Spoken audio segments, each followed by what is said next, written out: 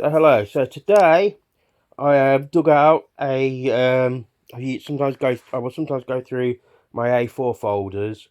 I'll sometimes go through what's on my laptop, or what I've got digitally scanned or digitally done. But today I thought I'd go through. I have a couple of larger art folders for some of the larger pieces, the ones that won't go in an A4, an A4 document pocket. So I haven't looked at this in a while. I think the last time I really looked at it was when I put actually a recently made piece in it. That was the last time I actually opened it. So let's pop this there so it doesn't flap over it all the time. So this is a piece that I did recently for a for one of my collage with me episodes. Oops. And this was a recent collage of the week. Mechanics of it all. You can look back and find both of those videos.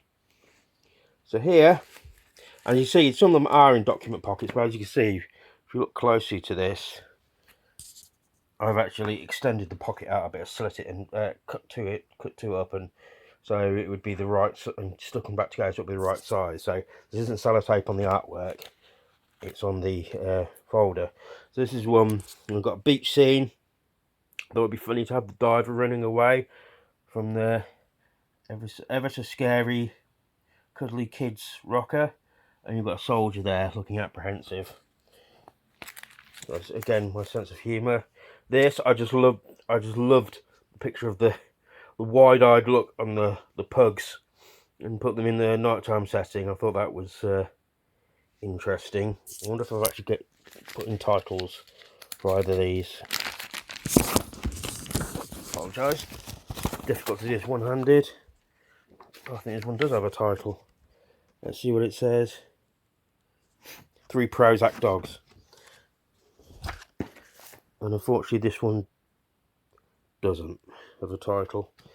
Like I said, I have the hardest time coming up with titles for artworks. So, and this is one that was from a couple of kids' Bibles. It's actually got used as a cover for a band 7-inch for a band called Kismet Hardcore, which was their side of a split 7-inch. This, again, it's the right size for a record. Unfortunately, it got folded a bit there, bit of damage, but that can be airbrushed out. So I like the whole thing of you have a lot of elements from a lot of what I would consider primary materials coming together. So you have the rather bored-looking king being entertained. You've got the monk with the missile. Well, not just a rocket missile, but an actual weapon missile. So you've got the sanctity of religion being violating themselves there. Not so much the peace and loving religion. You've got Michelangelo sculpting Moses, and you've got the moon landing and whatever this guy's doing in the background with the hand. So again, this one, I don't know if it was to mean anything.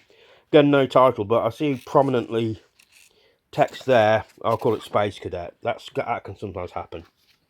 This is one I'm not sure really worked.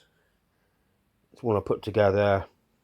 So you got I put the hunter there with the polar bear, someone kneeling down with prey in front of it.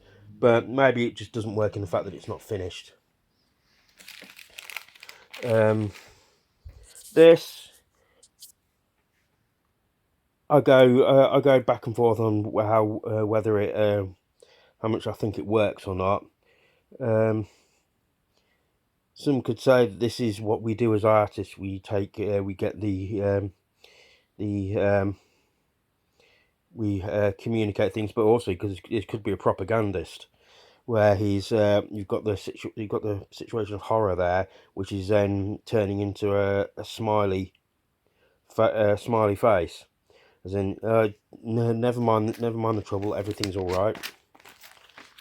Here, this one is very inspired by Winston Smith. When the fact you've got the, I found some. There were some books printed by a company called Taschen, where they had printed off reprints of old adverts from the 40s. One book was of the 40s, one of the 50s, one of the 60s, and this I think it did one just of classic advertising in general. So I bought some of these when they became, end of line shops, where there's a shop in this country called the Works, and sometimes I would turn up there, and instead of like the usual, what, maybe £7 it was supposed to be at the time, I could get copies for like about £1 or something. So I bought a whole load of them. So that kept me going for material for a little while. So that's why you've got these splits down the middle there, these seams, which if I was to reproduce would be airbrushed out. And I've had it been asked in the comments of one video, saying that if I digitally altered it by airbrushing to clean something up, can that be considered hand cut? And that's a debate for that's a little bit of an open debate. My answer to it was, it's if I remember correctly, it's a bit tenuous. That is, you could be hand cut with. I could label it as hand cut with some digital cleanup, or if I was to display the actual original, that would be that would definitely be a hand cut piece. If I was to modify it and print it out, that's up to you. I just basically just call it my artwork. The only time I really label things as being either digital or hand cut is for search engine purposes. Beyond that, it doesn't really matter whether it's hand cut or digital, apart from the fact that if any like the event I was to be invited in some kind of exhibition, then I would have to make the choice of either I do some nice printouts of some of my digital work, or only frame and exhibit the actual hand cut stuff. Or if I didn't want to risk my original pieces, I would make nice printouts of all of them, and so I would still just call it artwork. But anyway, there's this here which means absolutely nothing. I just did again, this can be filed under the category of I did it because it looked cool. And again, it's the right size for a record cover, and it's not really good for printing out posters. Same goes with this. You think you'll find you'll find with a lot of these collages of the weeks, there's a lot, at least half the time, it's going to be I did this because I thought it would look cool, and there's nothing wrong with that. I don't think we shouldn't have to put meaning in where it doesn't exist or doesn't exist yet. Or you can, if it means something to, my mantra is also, if it means something to you, then that means something to you, and that's what it means to you. But what I had in mind, or sometimes meanings may become apparent to me years down the line. So, well, this looks like this, but at the time, sometimes I was just like doing it because I thought it would look cool. And I know it's probably unsatisfying people to see for things to be explained like this, but that's how it is with me. That's how my crazy mind works. And some of these pieces here, this and the main body of this, they came from those knowledge magazines that I got that time. I made very good use of those, I think. Got some very good pieces that I was very happy with. This again, this would be another great record cover. So any bands out there, or if you know of anyone any bands, then please do get in touch. I will be more than happy to collaborate. That, I'm not sure how well that works for me. This one, I mean, again, even being as size they are, they're going to be a bit of a swine to scan in. However, I do have very recently made a video where I explain how I do this, scan these in, because I do have some digital pieces that I have previously scanned in and used, and explain how I do it. This one does have a meaning in the fact that you've got the nuclear power, no thanks, it'll cost the earth a banner. That is actually what he's holding there from the image, is actually a lump of uranium. Again, this is just it just looks funny to have the people singing around the radio and the telescope. Although, and the burnt offerings. What is it he's sacrificing there? Maybe meat. But that could be us singing it. This could be a SETI comment, really. Us trying to attract more advanced civilizations. This one I quite like. This one I got from the main base of it here. Got from a National Geographic.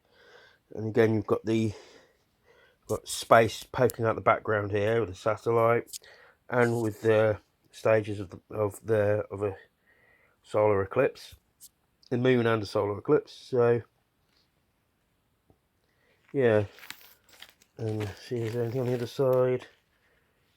This is one of those ones where I'm not 100% sure which way this is to go. It might be that way around, because someone might do invert things like the sky and stuff. I think it might be this way around. So sometimes, if I haven't seen the piece for a while, I don't really remember. This, I very much like the kind of artwork that I took from here. It's a bit more zany than I normally use. But again, I like the surrealist nature. There's a time when I was really being very influenced by Winston Smith.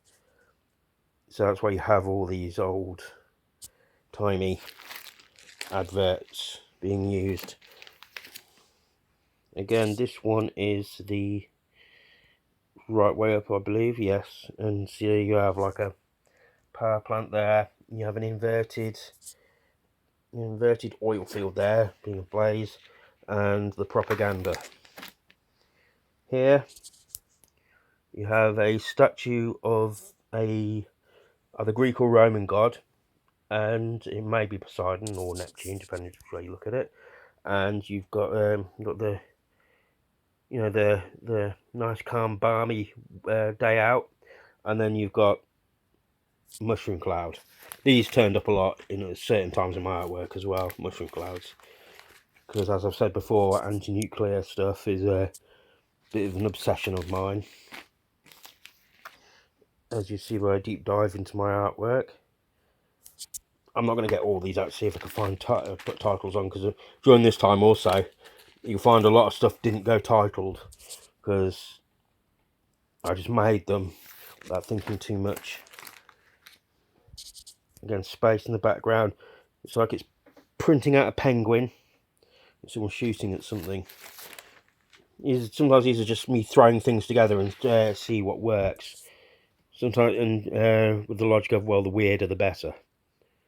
That's why there's no real meaning to this. Oh, this one does have a title. Many layers of automatic ideas. I think I just came up with whatever first came into my head with that one. Again, another potential record cover. That join there is a little fold. It's very noticeable, so that one would have to be airbrushed out if it was to be reproduced.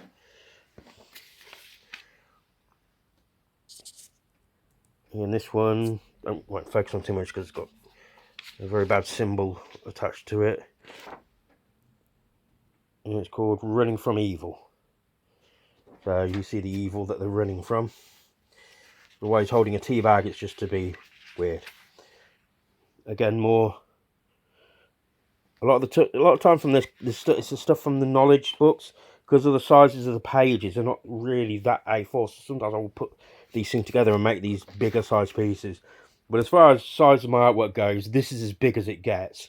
I've never done, the big one that has to be framed like Hannah Hocks cut with a kitchen knife. And I know Flanzella did a one that she was so big that she had to put it on her table, make it on a dining room table, that kind of thing.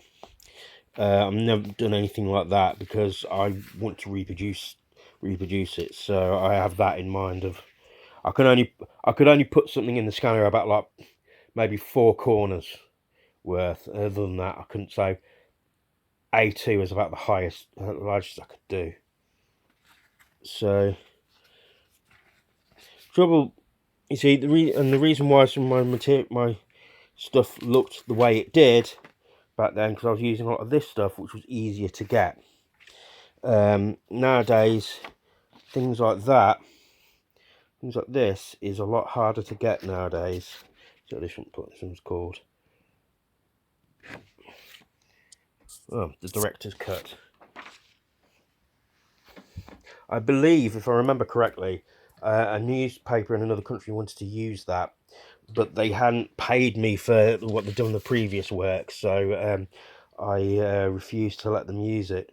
I sometimes wonder if I should have done that, or whether it should have just for the exposure, but I was a principle of the matter. I think Observing Your Own Destiny. I think I've used that title before. I don't know. Again, so you're getting a lot of this type of stuff. Again, another record. Those knowledge ones. That was usually the shape of cover illustration. So you'd have like the title bit at the top, knowledge there. So this is why a lot of them are nearly square.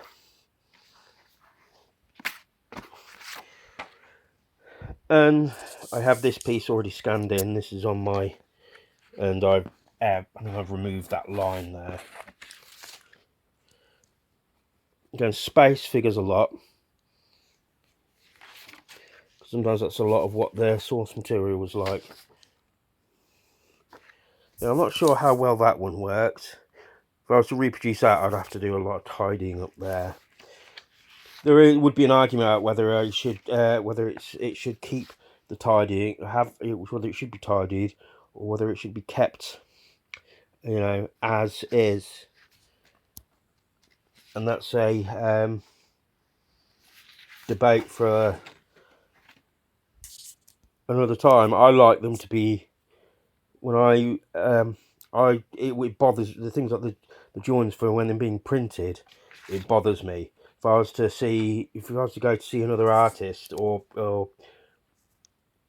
bring them up, or print, if I was to exhibit them, I would be fine with like the lines then, because then you're looking at the actual original raw thing, and that's of interest to a collage artist. But for an illustration that's being either printed in a magazine or on postcards or being sold, I don't want the line.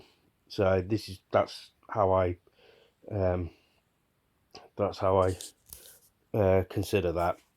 So there's still a lot more in here, a few more in here, but there's a lot to go through, and I've got another folder of this, so I'll probably do another episode of these if they're of interest to people. So I hope you liked what you saw.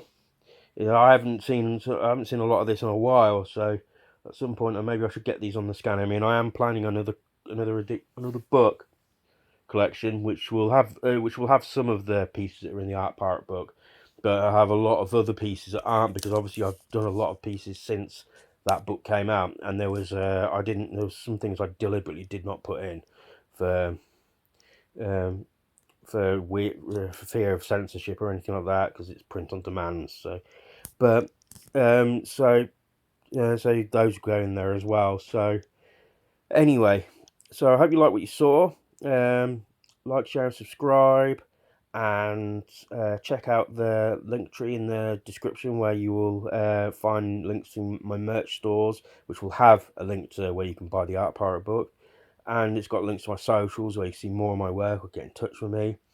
And I shall see you soon. Thank you.